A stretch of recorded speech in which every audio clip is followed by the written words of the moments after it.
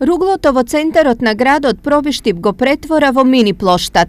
Од денес багерите почнаа да го чистат ѓубрето и да го рамнат просторот. Еден дел ќе биде искористена за паркинг простор, околу 25 паркинг места, останатиот дел, околу 1400 метри квадратни, ќе биде искористен за помошен плоштад, односно ќе има еден мини амфитеатар во школскиот двор, ќе има пешачки патеки, фонтани, хортикултурно уредување, како и поставување на урбана опрема и улично осветлување. Целата инвестиција е околу 260.000 евра пари добиени од европските фондови како неповратни средства.